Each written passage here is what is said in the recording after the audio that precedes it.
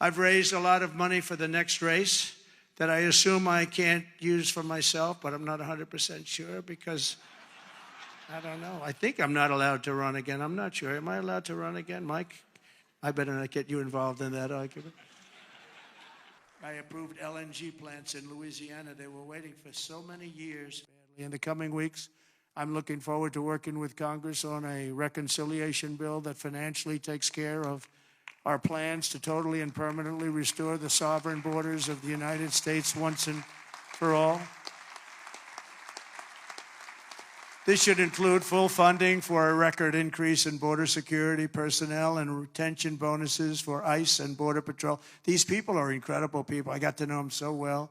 I was on the phone with them all the time when I was president. When she was the border czar, she never called them. We also need a massive increase in the number of detention beds and funding for all border security infrastructure and barriers, including the completion of the border wall. We did, and that's one of the reasons we had the lowest number. You remember the famous chart that I'm also eager to get to work with Congress on the largest package of tax cuts and reforms in American history. We got to get that done.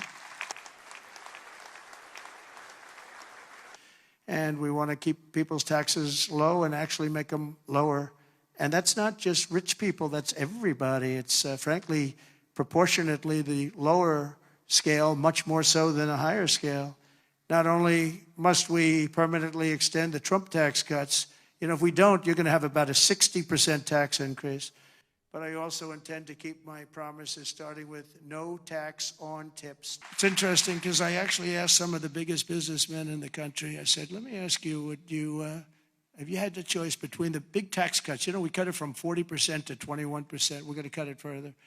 But we cut it down to 20. Everybody said that would be impossible. The people on the stage helped us with that one a lot. But what would you take? These are the guys that run the big companies, the big oil companies, the big companies.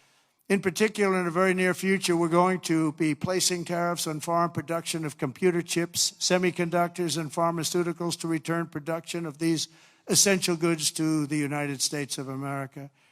They left us and they went to Taiwan, which is about 98. The only way you'll get out of this is to build your plant. If you want to stop paying the taxes or the tariffs, you have to build your plant right here in America. That's what's going to happen at record levels in the next short period of time than anybody ever envisioned before in America. And we're going to look at pharmaceuticals, drugs. We're going to look at chips, semiconductors, and we're going to look at steel and some other industries. And if I didn't put on the massive steel tariffs, you wouldn't have one steel plant.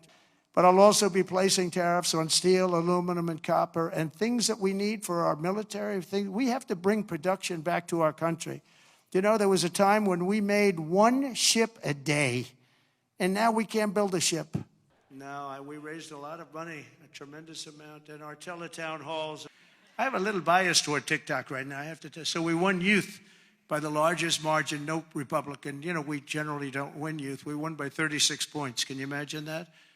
And I think TikTok had something to do. So pardon me if I'm a little bit, I became a little bit jaded toward TikTok, but we'll see what happens. We're going to have a lot of people bidding on it. And if we can save all that voice and all the jobs, and China won't be involved. You don't want China involved, but we'll see what happens. We'll see what happens. The guy was a disaster, okay? We want to be nice relatively quickly. I'm going to give fast environmental approval for anybody building a plant for electric generation, and anybody that invests more than $1 billion will get super rapid approval.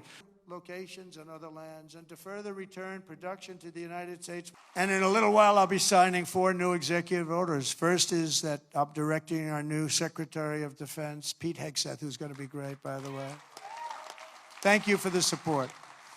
Thank you very much for the support. You really did support him greatly. I think he's going to be fantastic. I know him very well. I think he's going to be fantastic. He's what we need to immediately begin the construction of a state-of-the-art Iron Dome missile defense shield, which will be able to protect Americans. We protect other countries, but we don't protect ourselves. And